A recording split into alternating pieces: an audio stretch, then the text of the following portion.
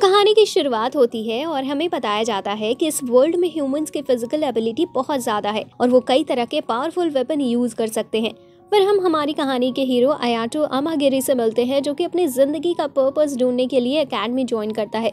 फिर हमें अयाटो के पास्ट के बारे में बताया जाता है। जब अयाटो 11 साल का था तब उसकी सिस्टर अचानक से गायब हो गई, लेकिन गायब होने से पहले उसने अयाटो की अनस्टेबल पावर पर 3 सील लगा दी थी।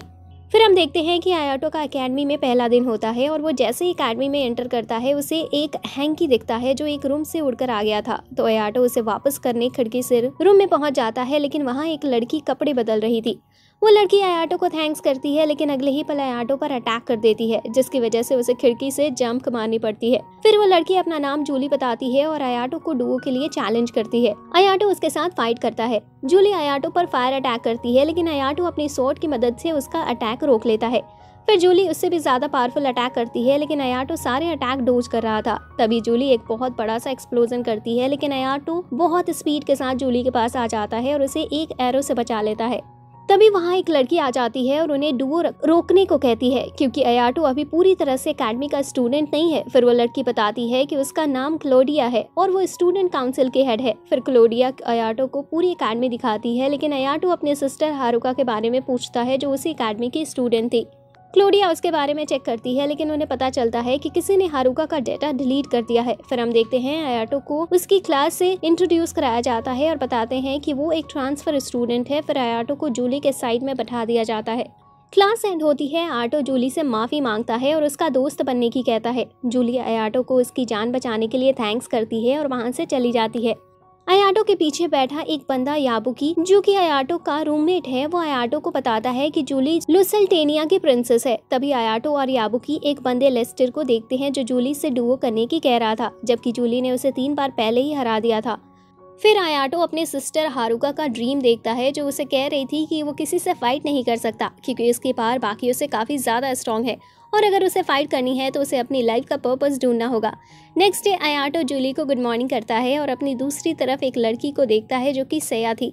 सेया अयाटो की बचपन की दोस्त है और वो बताती है कि उसके फादर इसी एकेडमी में नए नए तरह के वेपन बनाते हैं। फिर जूली अयाटो को एकेडमी टूर देने की कहती है, लेकिन सेया उसे रोकती है और कहती है कि वो अयाटो को एकेडमी घुमाएगी। जूली और सेया बहस करने लगती हैं। तभी क्लोडिया वहां आ जाती है और कहती है कि वो अयाटो की गाइड बन सकती है। फिर जूली अयाटो को एकेडमी में कई सारी जगह दिखाती है और वो दिखाती है कि सेया को एकेडमी के बारे में बहुत ज्यादा नहीं पता है। फिर सेया जूली को बताती है कि अयाटो उन दोनों से बहुत ज्यादा स्ट्रॉन्ग है। जूली और सेया दोनों डुओ के लिए रेडी हो जाती हैं। तभी वो दोनों एरो से बचते हैं। फिर सेया ग्रेनेड से अटैक करती है, जिसने अटैक किया था उनके ऊपर, और जूली दूसरे वाले को डाउन करती है, जिससे उन दोनों को एक दूसरे की पावर का पता चलता है। फिर क्लोडिया अयाटो को अपने साथ वेपन सिलेक्शन रूम में ले जाती है। अयाटो को 97% कंपैबिलिटी पावर के साथ सर बैरिस्टा नाम का एक वेपन मिलता है, जो कि पहले उसके सिस्टर हारुका का वेपन था। उसी रात क्लोडिया अयाटो को अपने रूम में बुलाती है और बताती है कि जो स्टूडेंट्स एक कंपटीशन में हिस्सा लेने वाले थे, लेकिन उनके ऊपर अटैक कर दिया गया और उन्हें शक है कि अगला अटैक जूली पर हो सकता है। इसलिए क्लोडिया अयाटो को जूली के साथ रहने को कहती है, जिससे वो उसे प्रोटेक्ट कर सके। नेक्स्ट डे जूली अयाटो के साथ सिटी में जाती है। वो दोनों एक कैफे में बैठते हैं। अयाटो जूली से उस पर हुए अटैक के बारे में पूछता है और पूछता है कि वो प्रोटेक्शन क्यों नहीं लेती, लेकिन जूली किसी भी तरह के गार्ड्स को अपने साथ लेकर चलने से मना कर देती है। फिर वो दोनों पूरी सिटी में घूमने के बाद अपने हॉस्टल वापस आ रहे थे। तभी उन्हें रास्ते में कुछ लोग दिखते हैं जो फाइट कर रहे थे। जूली उन्हें देखकर समझ आती है कि वो उन पर अटैक करने के लिए किसी का ट्रैप है, इसलिए जूली उन सभी को पीट देती है। उसी रात अयाटो जूली से मिलने उसके रूम में आया था, क्योंकि जूली ने उसे बुलाया था। जूली अयाटो से उसके कपड़े उतारने को कहती है, जिससे वो उसके कपड़े सिल सके। अयाटो एक फोटो देखता है जिसमें जूली के साथ कई सारे बच्चे थे। जूली बताती है कि वो सभी एक ऑर्फनेज से हैं। उसने एक बार सभी की जान बचाई थी। फिर जूली बताती है कि वो एकेडमी में ऑर्फनेज के बच्चों के लिए कुछ पैसे इकट्ठा करने आई है, साथ ही जो कि अयाटो ने उसे दिया था, वो उसकी एक दोस्त ने उसके बर्थडे पर उसे गिफ्ट किया था। नेक्स्ट डे अयाटो देखता है कि जूली एक लेटर को बहुत ध्यान से पढ़ रही है। क्लास खत्म होने के बाद जूली अयाटो को बताती है कि उसे कोई काम है और ये कहकर वहाँ से चली जाती है। अयाटो जूली के पीछे जाने का डिसाइड करता है। क्लोडिया अयाटो को जूली की हेल्प के लिए जाते हुए देख उसे उसका वेपन दे देती है। जूली उस जगह पर पहुंचती है जो उस लेटर में लिखी थी, जहां वो सेलिम नाम का एक लड़के से मिलती है, जो जूली को फेनिक्स फेस्टिवल से बाहर होने को कहता है। तभी वहाँ लेस्टर आ जाता है और बताता है कि उसे नहीं पता था कि सैलिस था जो जूली पर अटैक कर रहा था। जूली बताती है कि किसी और ने सैलिस को काम दिया है दूसरे पावरफुल स्टूडेंट्स को फेस्टिवल से निकालने के लिए। लेस्टर को देखकर सैलिस से फाइट करने के लिए तैयार हो जाता है, लेकिन सैलिस अपने 3 पपेट मशीन को वहां बुला लेता है जो आसानी से लेस्टर को हरा देती है। अब सैलिस पपेट से जूली पर अटैक कराता है और साथ ही अपने 128 पपेट और बुला लेता है और उनसे जूली पर अटैक कराता है। जूली के पैर पर एक बुलेट लग जाती है और जूली को 2 पपेट दीवार के पास खड़ा कर देते हैं। फिर उनमें से एक जूली पर अटैक करता है, लेकिन तभी आयाटो वहां आ जाता है और जूली को बचा लेता है और बताता है कि उसे अपनी लाइफ का पर्पस मिल गया है, वो अब जूली को हर खतरे से बचाएगा। सैलिस आयाटो पर अटैक कराता है। आयाटो एक पावरफुल स्पेल की मदद से सभी पपेट्स को 2 हिस्सों में काट देता है, लेकिन सैलिस वहां और ज्यादा पपेट बुला लेता है। फिर आयाटो आसानी से उन्हें भी खत्म कर देता है। लास्ट में सैलिस एक बहुत बड़ा पपेट बुलाता है जिसे वह आयाटो को खत्म करने का ऑर्डर देता है, लेकिन आयाटो उसके भी छोटे छोटे टुकड़े कर देता है। ये देखकर सैलिस एक टूटे पपेट की मदद से भागने लगता है। जूली अपनी पार से आयाटो को पंख दे देती है जिससे वो उड़कर सैलिस को हरा देता है, लेकिन तभी अचानक से आयाटो को चेन पकड़ लेती है जिससे वो बेहोश हो जाता है।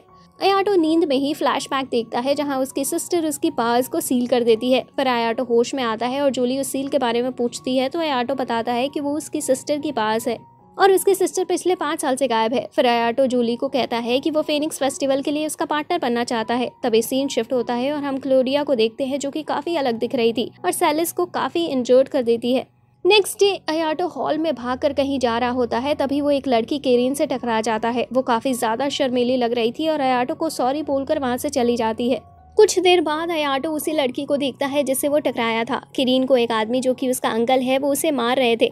उसके अंकल वापस अपने हाथ केरिन को मारने के लिए उठाते हैं, लेकिन तभी आयाटो वहां आ जाता है और उनका हाथ पकड़ लेता है। केरिन के अंकल आयाटो से कहते हैं कि अगर वो केरिन से डुओ में जीत गया तो वो कभी केरिन को नहीं मारेंगे। आयाटो केरिन से डुओ शुरू करता है और जल्दी आयाटो को पता चल जाता है कि केरिन कितनी ज्यादा स्ट्रॉन्ग है। तभी जूली भी वहां आ जाती है। जल्दी हम देखते हैं कि केरिन आयाटो का बैच काट देती है और डुओ जीत जाती है। फिर जूली आयाटो के पास आती है और उसे बताती है कि वो एकेडमी की नंबर 1 स्टूडेंट से फाइट कर रहा था और उसका ब्लेड लाइट की स्पीड जैसा तेज चलता है। फिर आयाटो को पता चलता है कि केरिन नंबर 1 पर है और क्लोडिया नंबर 2 पर है। आयाटो क्लोडिया के पास जाता है अपने नए बैच के लिए। वापस आकर आयाटो देखता है कि केरिन उसका इंतजार कर रही थी उसका अच्छे से थैंक्स करने के लिए। फिर आयाटो केरिन से पूछता है कि वो फाइट क्यों कर रही थी। केरिन बताती है कि वो अपने फादर के लिए फाइट कर रही है।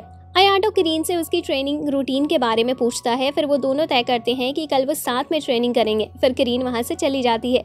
नेक्स्ट मॉर्निंग वो दोनों जॉगिंग कर रहे थे, लेकिन तभी कुछ एनिमल उनके ऊपर अटैक कर देते हैं। आयाटो उन्हें बीच में से काटता है, लेकिन वो वापस जुड़ जाते हैं और आयाटो पर फायर अटैक कर देते हैं। अब उन्हें समझ आ गया था कि इन्हें काटने से कुछ नहीं होगा, तो केरिन उन्हें बहुत छोटे छोटे टुकड़ों में काट देती है जिससे वो वापस नहीं जुड़ पाते। तभी उनमें से बचे हुए आयाटो पर अटैक कर देते हैं जिससे रोड टूट जाता है और आयाटो नीचे गिरने लगता है, लेकिन केरिन आयाटो को पकड़ लेती है मगर वो दोनों ही नीचे गिर जाते हैं। नीचे वो एक बहुत बड़ी ड्रैगन मॉन्स्टर को देखते हैं जो उनके ऊपर अटैक कर देता है। आयाटो अपने सर बैरिस्टा से ड्रैगन का सर काट देता है, लेकिन उसका सर वापस रीजनरेट हो जाता है। तो आयाटो अपने सर बैरिस्टा को बड़ा करता है और उस ड्रैगन को बीच में से ही काट देता है जिससे उसका कॉर भी कट जाता है।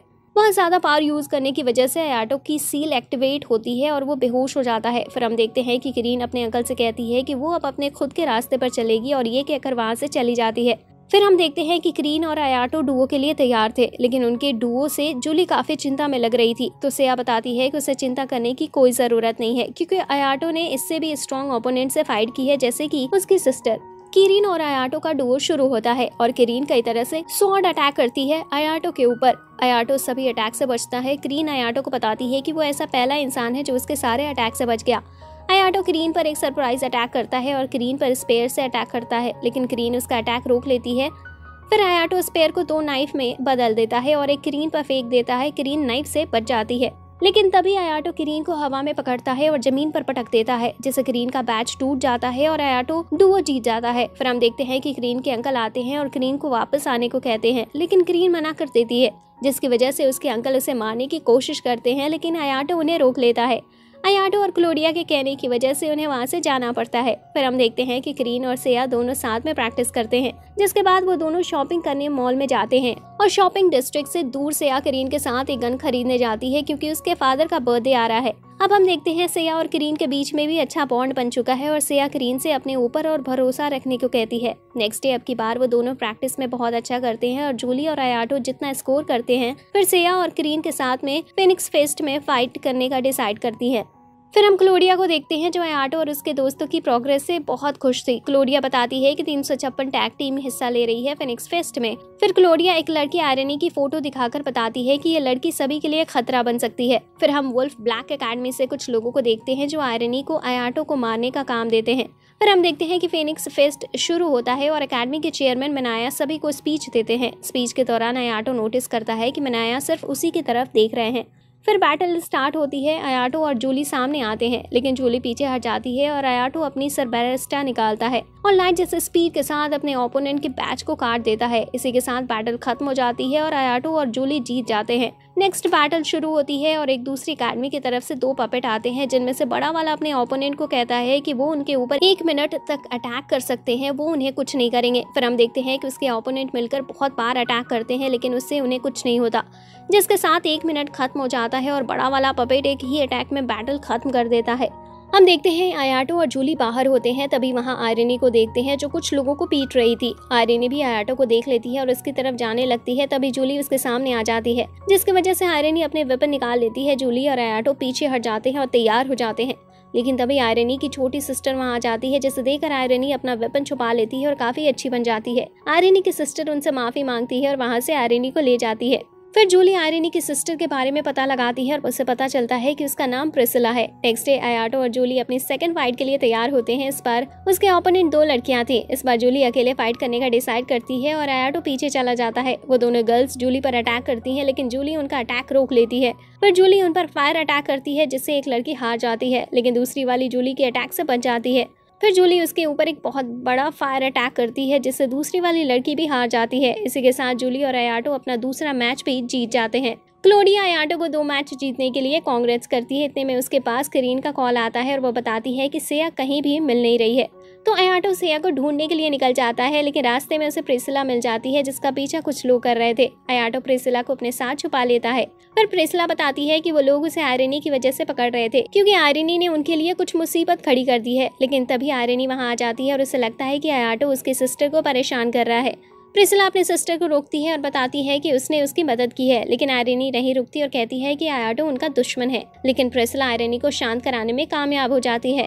फिर आयाटो, जूली, आयरनी और प्रिसिला लंच के लिए आए थे आयाटो को थैंक्स करने के लिए। आयरनी बताती है कि डॉग नाम के बंदे ने उन दोनों सिस्टर की मदद की थी और इस वजह से उन्हें उसकी सारी बातें माननी पड़ती है। साथ ही आयरनी बताती है कि डॉग ने उसे ऑर्डर दिया था कि वो आयाटो को खत्म कर दे। फिर आयाटो क्लोडिया से मिलने की कहता है। क्लोडिया उसे अपने घर बुला लेती है। आयाटो क्लोडिया को सोता हुआ देखता है लेकिन उसके पास पहुंचते ही क्लोडिया आयाटो पर अपनी 2 स्वॉर्ड से अटैक कर देती है। तभी क्लोडिया अपने होश में आ जाती है और आयाटो को बताती है कि वो उसके वेपन की वजह से हुआ है। क्लोडिया बताती है कि कई बार मर चुकी है उसके वेपन की वजह से। क्लोडिया जब भी सोती है उसका वेपन उसे एक नई तरह की डेथ एक्सपीरियंस कराता है। फिर आयाटो क्लोडिया से आयरनी के वेपन के बारे में पूछता है अगर उसके पास कोई इन्फॉर्मेशन हो तो। सीन शिफ्ट होता है और हम आयरनी और प्रिसिला को देखते हैं जो अपनी पूरी पावर से फाइट करने का डिसाइड करते हैं। फिर आयरनी प्रिसिला का ब्लड पीती है जिससे वो पहले से ज्यादा स्ट्रॉन्ग हो जाती है। फाइट स्टार्ट होती है और जूली आयरनी पर अटैक करती है लेकिन वो इसके सभी अटैक रोक लेती है। फिर आयरनी आयाटो पर अटैक करती है लेकिन आयाटो उसका अटैक भी ब्लॉक कर लेता है। फिर आयरनी आयाटो पर ग्रेविटी बॉल से अटैक करती है लेकिन आयाटो उससे दूर हट जाता है। जूली के अटैक से बचने के लिए आयरनी एक बैरियर बना लेती है और फिर से प्रिसिला का ब्लड पीती है।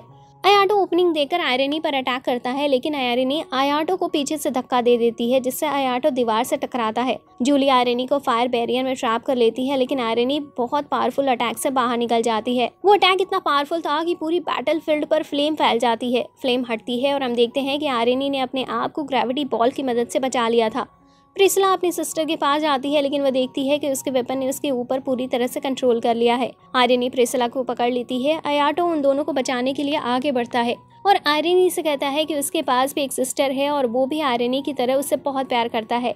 आयरनी धीरे धीरे अपने होश में आती है और प्रिसिला को अपने से दूर करती है। तभी आयाटो सरबैरिस्टा से अपनी सिस्टर की कुछ मेमोरी देखता है और आयरनी पर अटैक करके उसका वेपन उससे दूर कर देता है और उसके वेपन को 2 हिस्सों में काट देता है, जिससे आयाटो और जूली जीत जाते हैं। लेकिन तभी आयाटो दर्द में जमीन पर गिरता है और उसकी सील का राज सभी को पता चल जाता है। कुछ देर बाद आयाटो होश में आता है। जूली उसे अपना ख्याल रखने को कहती है। सीन शिफ्ट होता है और हम चेयरमैन को देखते हैं जो आयाटो के सिस्टर का चश्मा उठाता है जिस पर ब्लड लगा था।